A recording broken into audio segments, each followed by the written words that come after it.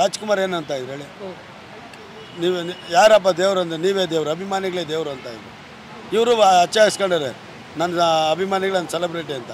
ಇವ್ರು ಮಾಡಿದ ಕೆಲಸ ನಾನು ಅನ್ನೋ ಅಂಬವ ಮನುಷ್ಯನ ಯಾವ ಮಟ್ಟಕ್ಕೆ ತರುತ್ತೆ ಅನ್ನೋದಕ್ಕೆ ಇದೊಂದು ಮೂಲ ಉದಾಹರಣೆ. ಈಗ ಪುನೀತ್ ರಾಜ್ಕುಮಾರು ಎಂತೆಂಥ ಒಳ್ಳೆ ಕೆಲಸ ಮಾಡಿ ಯಾರಿಗಾನ ಗೊತ್ತಿತ್ತು ಅವ್ರು ಮಾಡ್ತಾವ್ರೆ ಅಂತ. ಎಲೆ ಮರೆ ಕಾಯ್ತಾರೆ ಮಾಡೋರು. ಅವ್ರು ಸತ್ತ ಮೇಲೆ ಅವ್ರ ಹೆಸರು ಅಜಾಮ್ರ ಇಡೀ ದೇಶಾದ್ಯಂತ ತೋರಿಸ್ಲಿ. ಒಳ್ಳೆಯದು ಕೆಟ್ಟದ್ದು ಎಲ್ಲ ತೋರಿಸ್ಬೇಕು. ಮಾಧ್ಯಮ ಇರೋದು ಸತ್ಯತೆ ಇರೋದಕ್ಕೆ ಎಷ್ಟಿರಬೇಕು ಅಷ್ಟಿರಬೇಕು. ಅತಿ ಅಮೃತಮ್ ಕೂಡ ವಿಷಮ್ ಅಂತಾರಲ್ಲ, ಅದನ್ನೇ ತೋರಿಸ್ತಾ ಇದ್ದರೆ ಮನಸ್ಸಿಗೆ ನೋವು, ಮುಜುಗರ ಆಗುತ್ತೆ. ಅಲ್ಲಿಂದ ಕಿಡ್ನಾಪ್ ಮಾಡ್ಕೊಂಬಂದು ರೂಮಲ್ಲಿ ಕೂಡ ಹಾಕಿ ಹೊಡೆಯೋಂಥ ಮಹಾ ಅಪರಾಧ ಅವನೇನು ಮಾಡಿರಲಿಲ್ಲ. ನೀನು ಕೆಟ್ಟದ್ದು ಮಾಡ್ಬಿಟ್ಟು ನಾನು ಕೆಟ್ಟದ್ದು ಮಾಡಿದಾಗ ನನ್ನ ಜೊತೆ ಬರ್ರಿ ಅಂದರೆ ಯಾರು ಬರ್ತಾರೆ? ಅದೇ ಹಳೆ ಪಿಕ್ಚರಲ್ಲಿ ಹಾಡಿಗಳೇ ಇದೆಯಲ್ಲಪ್ಪ, ನಗುವಾಗ ಎಲ್ಲ ನೆಂಟರು, ಅಳುವಾಗ ಯಾರೂ ಇಲ್ಲ ಅಂತ. ಕೊನೆಗೆ ಯಾರು ಬಂದರು? ಯಾರೂ ಆಗಲ್ಲ. ನಮ್ಮ ಮನೆಯವರೇ ನಮ್ಮನ್ನು ನೋಡ್ಕೋಬೇಕೇ ಹೊರತು ಬೇರೆ ಯಾರನ್ನೋ ನಂಬಿ ಜೀವನ ಮಾಡೋದು ಕಷ್ಟ ಆಗುತ್ತೆ.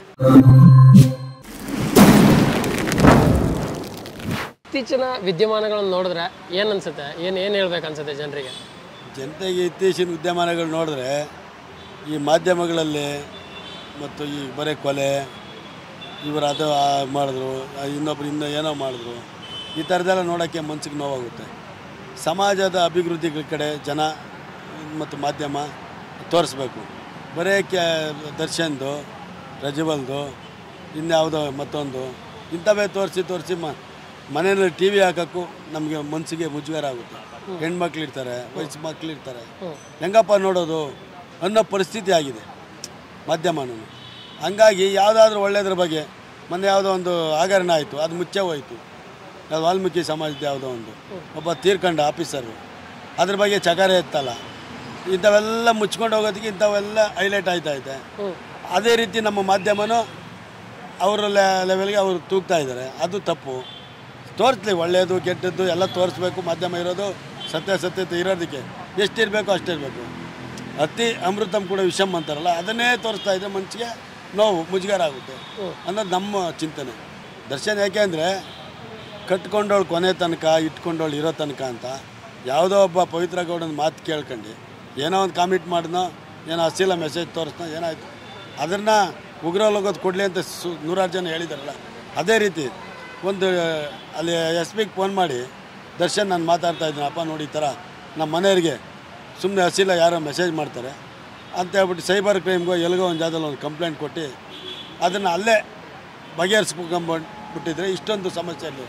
ಇಷ್ಟು ಯಾರೋ 17-18 ಜನ ಹೋಗಿ ಈ ಕೇಸಿಗೆ ಬಿಟ್ಟಾಗಿ ಅದೇನು ಚೆಂದ ಕಾಣಲ್ಲ. ಆಮೇಲೆ ದರ್ಶನ್ ಮಾಡಿದ್ದು ತಪ್ಪು ಅಂತ ನಾನು ಹೇಳ್ತೀನಿ. ಯಾಕೆ ಅಂತ ಕೇಳಿ, ಅಲ್ಲಿಂದ ಕಿಡ್ನಾಪ್ ಮಾಡ್ಕೊಂಬಂದು ರೂಮಲ್ಲಿ ಕೂಡ ಹಾಕಿ ಹೊಡೆಯೋಂಥ ಮಹಾ ಅಪರಾಧ ಅವನೇನು ಮಾಡಿರಲಿಲ್ಲ. ಅಂಥ ದೊಡ್ಡ ಅಪರಾಧ ಏನೂ ಅಲ್ಲ. ಇದನ್ನು ಈ ರೀತಿ ಮಾಡ್ಬೋದಾಗಿತ್ತು. ಸೈಬರ್ ಕ್ರೈಮ್ ಕಂಪ್ಲೇಂಟ್ ಕೊಟ್ಟಿದ್ರೆ ಅವನು ಯಾರು ಏನು ಅಂತ ಫೈಂಡ್ ಔಟ್ ಮಾಡಿ ಅದನ್ನು ಏನು ಬೇಕೋ ಕ್ರಮ ತಗೊತಾ ಇದ್ರು. ಕಾನೂನಿತ್ತು, ಕಾನೂನು ಚೌಕಟ್ಟಲ್ಲಿ ಎಲ್ಲ ಮಾಡ್ಬೋದಾಗಿತ್ತು. ಇವರು ಕಾನೂನು ಕೈಗೆತ್ಕೊಂಡಿದ್ದು ತಪ್ಪು, ಅದಕ್ಕೆ ಈಗ ಅನುಭವಿಸ್ತಾ ಇದ್ದಾರೆ. ಅದ್ರ ಬಗ್ಗೆ ನಾವು ಇನ್ನೇನು ಹೇಳೋಕ್ಕೆ ಸಾಧ್ಯ ಅಲ್ವಾ?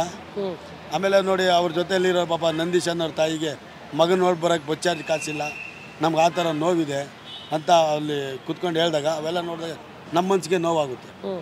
ಇಂಥವರೆಲ್ಲ ಅಮಾಯಕರೆಲ್ಲ ಹೋಗಿ ಕೇಸಲ್ಲಿ ಪಿಟ್ಟಾಗಿದ್ದಾರಲ್ಲ, ಇದು ಎಷ್ಟು ಮಟ್ಟಿಗೆ ಸರಿ? ಏನೋ ಬಲಿಷ್ಠರು ಏನೋ ಇರೋರು ಆದರೆ ತಡ್ಕೊಳ್ಳೋದು ಪರವಾಗಿಲ್ಲ. ಆ ಮನೆಗೆ ಅವರೇ ಆಧಾರ ಸ್ತಂಭ ಆಗಿದ್ದರು. ಅವ್ರ ತಾಯಿ ತಂದೆ ಇವ್ರ ಮೇಲೆ ಡಿಪೆಂಡ್ ಆಗಿರ್ತಾರೆ. ಅಂಥವರೆಲ್ಲ ಈ ಕೇಸಲ್ಲಿ ಅವರಿಂದಾಗ ನಮ್ಮ ಮನಸ್ಸಿಗೆ ತುಂಬಾ ನೋವಾಗುತ್ತೆ. ಸ್ವಲ್ಪ ತುಂಬ ಭಾರಿ ನೋವಾಗುತ್ತೆ. ಆ ಥರ ಆಗಬಾರ್ದು. ಒಳ್ಳೆ ರೀತಿಯಲ್ಲಿ ಇರಬೇಕು, ಒಳ್ಳೆಯ ಸಮಾಜಕ್ಕೆ. ಆಮೇಲೆ ದರ್ಶನ್ ಇವತ್ತಿಲ್ಲ ನಾಳೆ ಈಚೆ ಬರ್ತಾರೆ, ಸತ್ತೋಗಿರೋನು ಬರ್ತಾನ? ಅವರು ಹೆಣ್ಮಗು ಏನೋ ಗರ್ಭಿಣಿ ಅಂತ ಹೇಳ್ತಾರೆ, ಆ ಮಗು ತಂದೆ ನೋಡ್ದೇನೆ ಸತ್ತೋದ್ನಲ್ಲ. ಇವೆಲ್ಲ ನೋಡಿದಾಗ ಮನ ಕುಲ್ಕಲ್ವಾ? ಯಾರೇ ಮನಸ್ಸಿಗಾಗಲಿ ಒಬ್ಬ ಮನುಷ್ಯತ್ವ ಮತ್ತು ಮಾನವೀಯತೆ ದೃಷ್ಟಿಯಿಂದ ನೋಡಿದಾಗ ಇದು ತಪ್ಪೆ. ಒಳ್ಳೆ ಕಲಾವಿದ, ಆ ಒಂದು ಕಲೆಯಿಂದ ಹಿನ್ನೆಲೆಯಿಂದ ಬಂದವನು. ಅವ್ರ ತಂದೆನೂ ಒಳ್ಳೆ ಕಲಾವಿದರು, ಇವರು ಒಳ್ಳೆ ಕಲಾವಿದರು. ಅದನ್ನೇ ಪ್ರೋತ್ಸಾಹ ಮಾಡ್ಕೊಂಡು ಇದು ಹಲವಾರು ಅಭಿಮಾನಿಗಳು, ಕೋಟ್ಯಾಂತರ ಜನ ಅಭಿಮಾನಿಗಳಿದ್ರು. ಇದೆಲ್ಲ ಸಾಕಾಗಿತ್ತು. ಇಷ್ಟು ಮಟ್ಟಕ್ಕೆ ಇಳಿಯೋಂಥದ್ದು ಇರಲಿಲ್ಲ ದರ್ಶನ್ಗೆ ಅಂತ ನನ್ನ ಭಾವನೆ. ಯಾರು ಬರೋಕ್ಕೆ ಹೋಗ್ತಾರೆ? ನಡೆಯೋವಾಗ ನಾಣ್ಯ. ನೀನು ಚೆನ್ನಾಗಿದ್ರೆ ನಿನ್ನ ಹತ್ರ 4 ಜನ ಬರೋದು. ನಾನೇ ಆಗಲಿ ಕಷ್ಟದಲ್ಲಿದ್ದಾಗ ಯಾರು, ಅದೇ ಹಳೆ ಪಿಕ್ಚರಲ್ಲಿ ಹಾಡಿಗಳೇ ಇದೆಯಲ್ಲಪ್ಪ, ನಗುವಾಗ ಎಲ್ಲ ನೆಂಟರು, ಅಳುವಾಗ ಯಾರೂ ಇಲ್ಲ ಅಂತ. ಕೊನೆಗೆ ಯಾರು ಬಂದರು? ಯಾರೂ ಆಗಲ್ಲ. ನಮ್ಮ ಮನೆಯವರೇ ನಮ್ಮನ್ನು ನೋಡ್ಕೋಬೇಕೇ ಹೊರತು ಬೇರೆ ಯಾರನ್ನೋ ನಂಬಿ ಜೀವನ ಮಾಡೋದು ಕಷ್ಟ ಆಗುತ್ತೆ. ನೀನು ಏನು ಮಾಡಿದ್ರು ಒಳ್ಳೇದು ಮಾಡ್ಕೊಂಡಿದ್ದೆ ನಿನ್ನ ಜೊತೆ 4 ಜನ ನಿಲ್ತಾರೆ. ನೀನು ಕೆಟ್ಟದ್ದು ಮಾಡ್ಬಿಟ್ಟು ನಾನು ಕೆಟ್ಟದ್ದು ಮಾಡಿದಾಗ ನನ್ನ ಜೊತೆ ಬರ್ರಿ ಅಂದರೆ ಯಾರು ಬರ್ತಾರೆ? ಇವಾಗ ಮಾಡಿದವರೆಲ್ಲ ಕೆಟ್ಟದ್ದು ಮಾಡಿದವ್ರ ಪರಿಸ್ಥಿತಿ ಏನಾಗಿದೆ? ಒಳ್ಳೇದು ಮಾಡು ಸಮಾಜಕ್ಕೆ. ನಾವು ಒಳ್ಳೇದು ಬಯಸ್ಬೇಕೆ ಹೊರತು ಕೆಟ್ಟದ್ದು ಬಯಸಲೇಬಾರ್ದು. ಆಮೇಲೆ ನಮಗೆ ಕೆಟ್ಟದ್ದು ಮಾಡೋಂಥ ಪ್ರಮೇಯನೇ ಇಲ್ವಲ್ಲ. ನಿನಗೇನು ಎಲ್ಲ ರೀತಿಯ ಅಭಿಮಾನಿ ಬಳಗ ಇತ್ತು, ಒಳ್ಳೆ ಚಿತ್ರಗಳ ಕೈಯಲ್ಲಿತ್ತು, ಯಶಸ್ವಿ ನಟ, ಚಾಲೆಂಜಿಂಗ್ ಸ್ಟಾರು, ಎಂಥ ಕಲಾವಿದ. ಸಂಗೊಳ್ಳಿ ರಾಯಣ್ಣ ಈ ಚಿತ್ರಗಳೆಲ್ಲ ನೋಡಿದಾಗ ಒಂದು ವೀರವ ಮದಕರಿ ನಾಯಕ ಅನ್ನೋ ಚಿತ್ರನೂ ಇತ್ತು ಅವ್ರ ಕೈಯಲ್ಲಿ. ದುರ್ಯೋಧನ ಆ್ಯಕ್ಟಿಂಗ್ ಮಾಡ್ತಾಯಿದ್ರು, ಎಂಥ ಆ್ಯಕ್ಟಿಂಗ್ ಮಾಡಿದ್ರು, ಎಂಥ ಕಲಾವಿದ. ಚಾಲೆಂಜಿಂಗ್ ಸ್ಟಾರ್ ಅಂತ ನಾವೆಲ್ಲರೂ ಕರಿತಾ ಇದ್ವಲ್ಲ, ಅದನ್ನ ಉಳಿಸ್ಕೊಂಡು ಹೋಗ್ಬೇಕಾಯ್ತಲ್ಲ. ನಾವು ಹೆಚ್ಚಿನ ಬೆಳೆದಷ್ಟು ತಗ್ಗಿ ನಡಿಬೇಕು, ನಾವು ಇಕ್ಕಬಾರ್ದು. ರಾಜ್ಕುಮಾರ್ ಏನಂತ ಇದ್ರು ಹೇಳಿ, ನೀವು ಯಾರಪ್ಪ ದೇವರು ಅಂದರೆ ನೀವೇ ದೇವರು, ಅಭಿಮಾನಿಗಳೇ ದೇವರು ಅಂತ ಇದ್ರು.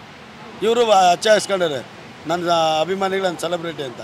ಇವ್ರು ಮಾಡಿದ ಕೆಲಸ ಒಂದು 2 ಏಟು ಹೊಡೆದೇನೆ ಕರ್ಕೊಂಬಂದ್ಬಿಟ್ರಿ, ಬಿಡು, ಒಂದು 2 ಏಟು ಹೊಡೆದ್ಬಿಟ್ಟು ತಾಳ, ಈ ಥರ ಎಲ್ಲ ಮಾಡಬಾರ್ದು, ನಿಮ್ಮ ಹೆಣ್ಮಕ್ಳಿಗೆ ಮಾಡಿದ್ದು ಹಿಂಗೆ ನೋವಾಗಲ್ವನ ತಾಳ ಅಂತ ಹೇಳ್ಬಿಟ್ಟು ಹೊಡೆದು ಒಂದು 2 ಏಟು ಹೊಡೆದೆ, ಒಂದು 100 ರೂಪಾಯಿ 200 ರೂಪಾಯಿ ಕೊಟ್ಟು ಊಟ ಮಾಡ್ಕೊಂಡು ಬಸ್ಸಲ್ಲಿ ಎಕ್ಕೋ ಊರಿಗೋಗು, ಇಂಥೆಲ್ಲ ಮಾಡಬಾರ್ದು ಕಣ ಅಂತೇಳಿ ಬುದ್ಧಿವಾದ ಹೇಳ್ಬೋದಾಯಿತು.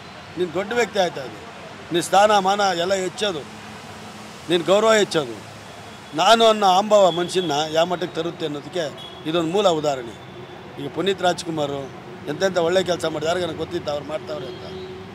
ಎಲೆ ಮರೆ ಕಾಯ್ತಾರೆ ಮಾಡೋರು. ಅವ್ರು ಸತ್ತ ಮೇಲೆ ಅವ್ರ ಹೆಸರು ಅಜಾಮ್ರ ಇಡೀ ದೇಶಾದ್ಯಂತ ಅವ್ರನ್ನ. ತೆಲುಗು ಒಬ್ಬ ಕಲಾವಿದೆ ಒಳ್ಳೆ, ನಾನು ಯೂಟ್ಯೂಬಲ್ಲಿ ನೋಡಿದೆ, ಎಂಥ ಹಾಡೋಳ್ರೆ, ಕಂಠಿ ಇರೋ ಓಡು ಪುಟ್ಟಿ ಹಾಡು ಅಂತ ಏನೋ ಒಂಥರ ತುಂಬ. ಅದೆಲ್ಲ ನೋಡೋದಕ್ಕೆ ನಮ್ಗೆ ತುಂಬ ಖುಷಿ ಆಗುತ್ತೆ. ನಮ್ಮ ಕರ್ನಾಟಕದಲ್ಲಿ ಹುಟ್ಟಿ, ಕನ್ನಡ ನಾಡಲ್ಲಿ ಹುಟ್ಟಿ ಒಂದು ಕಲಾವಿದ ಈ ಮಟ್ಟಕ್ಕೆ ಹೆಸರು ಮಾಡಿದಂತೆ ನಮಗೂ ಅದೊಂದು ಕರ್ನಾಟಕ ಹುಟ್ಟಿದ್ದಕ್ಕೂ ನಮಗೂ ಅದು ಹೆಮ್ಮೆ ಅಂತ ನನ್ನ ಭಾವನೆ.